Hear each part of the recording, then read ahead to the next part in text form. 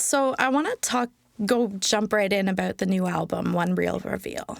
What can fans expect from this record that's different from previous ones? The record was made on a 4-track cassette machine, so it's kind of a quieter and simpler record in terms of the arrangement. It's a sparse record because I was sort of limited to only 4 sort of instruments. I would sort of play the song, and then I'd play another instrument and sing my harmonies while I was playing the instrument. So it was very like kind of simply put together. In that respect, it actually wasn't an easy record to make because it kind of required a different form of discipline in terms of not having a lot of opportunities to do a bunch of different overdubs like I would when I'm normally producing a record. I did it all with a single microphone as well, so it has a very singular sound to it. And it's kind of a romantic record. Maybe it's a little bit contemplative. I've been telling people, I was thinking it was like a nighttime record because I was thinking but then my wife was like, no, it's the morning before the sun comes up album. And I was like, oh, I like that more. And she's right in the sense that I think it's sort of quiet, but there's like light in it, like it's a song for as the light's creeping up on the horizon, it's sort of the feeling of the album in some ways. So yeah, I don't know.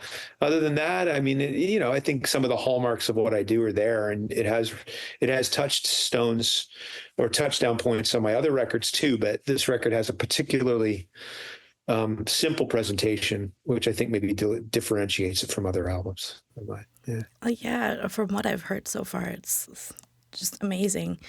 Thanks. I got these really nice headphones, and I'm just, specifically. There's like 2 of me in the stereo, and then the single middle. There's a very simple. I kind of presented every song in a very similar way, so that it would lend itself to kind of a consistency. So yeah, there's a bit of stereo. It's not a hard stereo. It's like 10 o'clock and 2 o'clock. There's 2 versions to me over there, Yeah, the song Iona really, really stood out to me. The mandolin and then the harmonies. Thanks. Yeah. I really like the line about the Bador because I've heard so many great stories about it. Yeah, it's a beautiful part of the world. Yeah. That song actually came from, I wrote that song very, very quickly. I was playing a night of music at a place in Iona, Cape Breton, called the Folk and Frolic Pub. Really great venue at the Iona Heights Motel there. They've got a cool little pub. So I'm playing in there, and I'm doing 2 sets, and they give you a motel room. So between sets, I was in the motel room. I was like, what am I going to play in the encore? If I get an encore, I should do something, And so I wrote that song. I went, I should write a song for Iona. And so I wrote that song almost in the time it takes to sing it.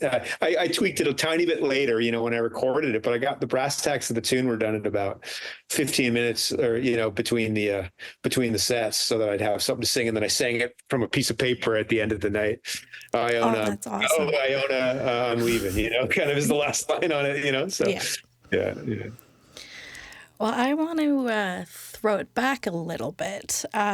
You have a deep cut that has a reference to Kingston in it. I love this town. What is the story behind about the line about you being face down in your soup? The first night you would have played the V Club for Virginia Clark. Yes, and magical grad club that Virginia. Yeah. The metaphorical burning down of the place with your hot tunes and your fever. We were. It was the last night of a pretty extensive Canadian tour, ending it at the Grad Club, which was packed. It was great. But we were running kind of on fumes, Dave. But I think successfully on fumes. But Dave and I both had honking colds, which probably wouldn't fly as easily now in the post-COVID world where everybody's worried about getting sick and stuff. It's not as easy to take the stage with a cold and have nobody get worried,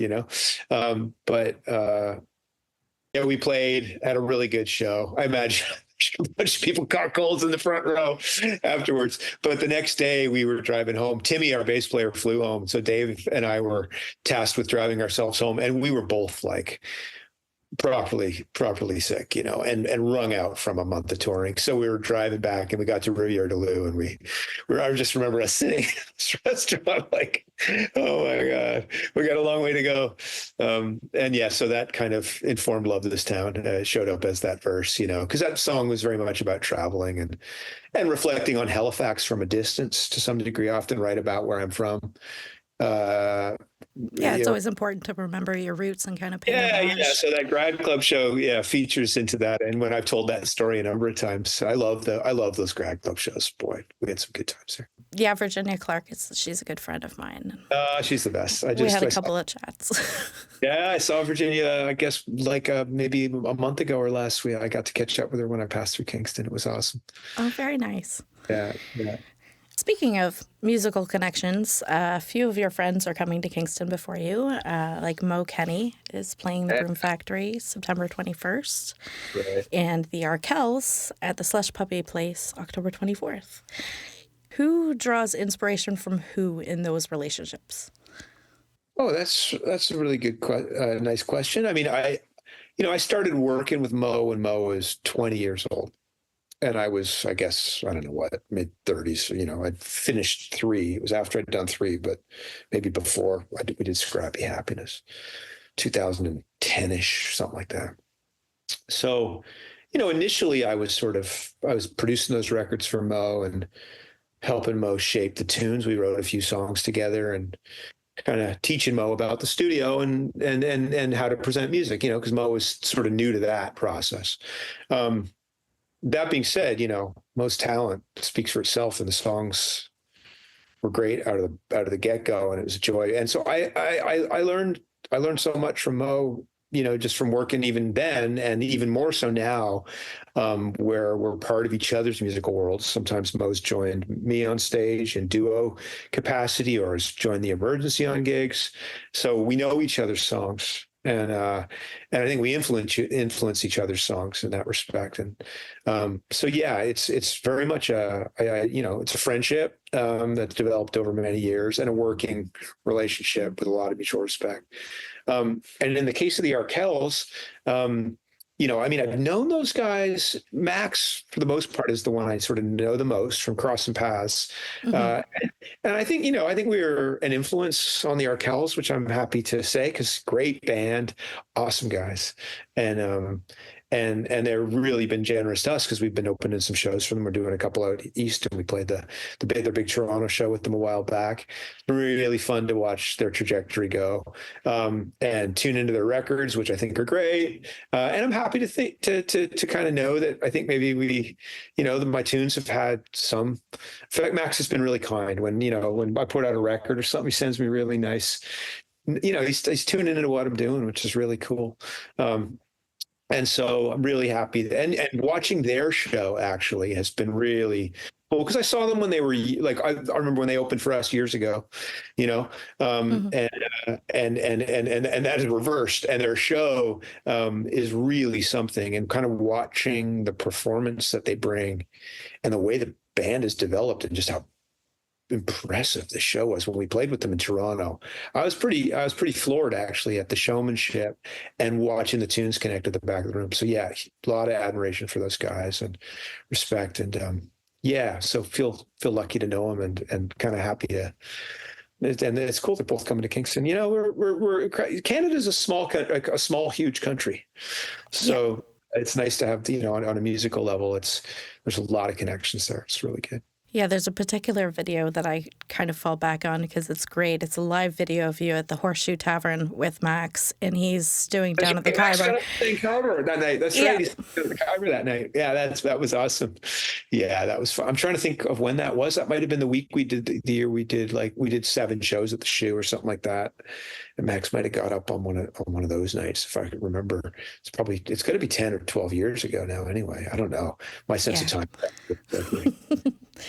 I just want to thank you for having this interview with us. Oh yeah, it's been great. Thanks for having me, and I'm really looking forward to getting to Kingston. It is like one of my. I have like a lot of memories in that town, actually. When I think about it, we've played a lot of shows there. Virginia's had a lot to do with those shows. Yeah. So another shout out to Virginia Clark, and thanks for included me here, and I'm looking forward to getting there on the tour. Well, looking forward to seeing you. It's going to be an interesting tour. I got hopefully a few tricks up my sleeve. We'll see what happens. It's going to be good.